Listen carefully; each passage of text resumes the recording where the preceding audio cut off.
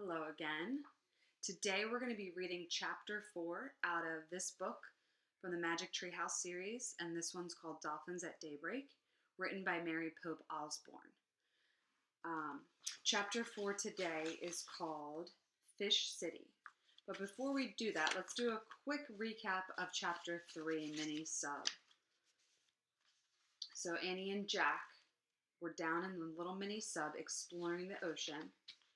And once they figured out how to control it, which is kind of like a video game, Jack agreed to stay down for a little while because they have to find that answer to the riddle in order to help Morgan.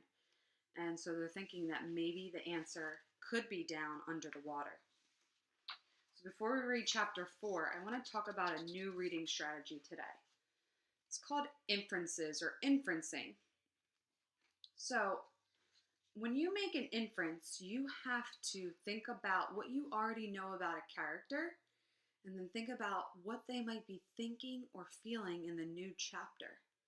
So if you look at this picture here, these two kids are reading a story about Little Red Riding Hood, and they're thinking about what she knows and is thinking at different points in the story.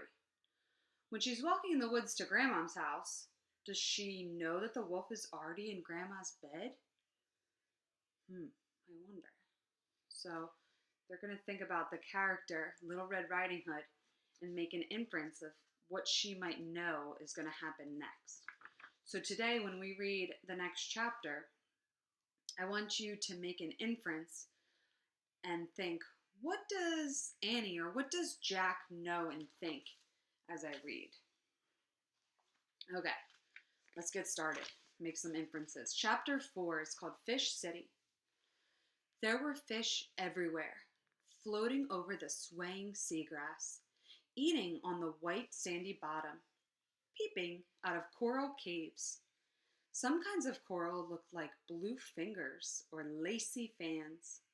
Others looked like deer antlers or lettuce leaves or mushrooms or trees.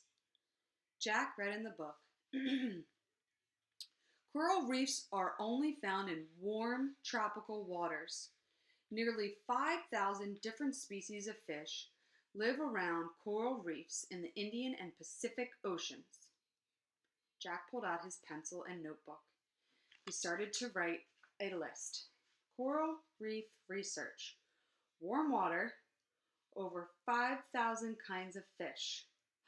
Look, said Annie. The sub floated past a huge starfish. What shape is a starfish? Then a pink jellyfish. Then a blue seahorse. Jack added to his list. Starfish, jellyfish, seahorses. What is that? Said Annie. Jack saw a creature that looked like a giant pancake with a long tail. What do you guys think that is? A stingray, said Jack. He put that on his list as well. And that, said Annie. She pointed at the biggest shell Jack had ever seen. It was as big as a footstool. So a footstool is something you might step on when you were little to get up to brush your teeth or to hop into bed. So they're seeing a shell that large. I'll have to check on that one, said Jack. He turned the pages of the ocean book. When he got to the page about clams, he read aloud. The giant clam of the coral reef is 3 feet wide and weighs up to 200 pounds. Wow, said Annie. No kidding, said Jack. He added, giant clam to his list. Dolphins, cried Annie. Jack looked up. 2 dolphins were peeping in the window. They tapped their noses against the glass. Their eyes were bright. They seemed to be smiling. Jack laughed. It's like we're in a fish tank and they're looking at us, he said. So make an inference. What do you think Jack is feeling right now? He's seeing all these cool animals underwater. He's getting to record what he sees in his notebook. And how do you think Annie's feeling? She's down here with Jack. She got to stay. She just saw dolphins and she screamed, "Dolphins!" Make an inference about how those characters are feeling.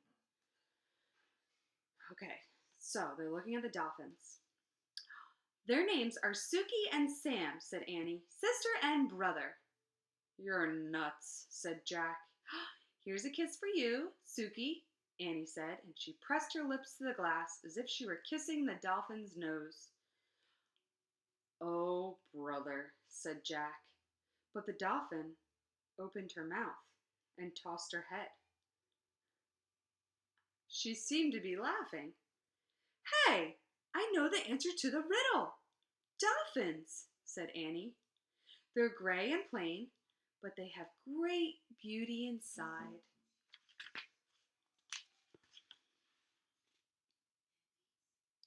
Here's the dolphins that Annie gave names to, and they're in the mini sub. "You forgot the rough as a rock part," said Jack. "Dolphin skin looks smooth and slippery." "Oh, right," said Annie. The dolphins flipped their tails. They swam off into the light blue water. "Wait, don't go," called Annie. "Suki!" But the dolphins were gone. "It's time for us to go too," said Jack. He was afraid someone might be looking for the mini sub. "But we haven't solved the riddle," said Annie. Jack studied the bright underwater world. "I don't see the answer," he said. "There's nothing plain out at all out here." "Then maybe the answer's in the mini sub," said Annie. They looked around the tiny space. "I'll check the computer," said Jack. He studied the row of pictures at the top of the screen. He pressed the book picture. The words "Ship's Log" flashed onto the screen. There's the book picture he pressed. So that's it for chapter 4. Tomorrow we'll read chapter 5 called Two Eyes. But today I want you to think about what we just read in chapter 4. Discuss it with somebody at your house and write 2 juicy sentences. All right.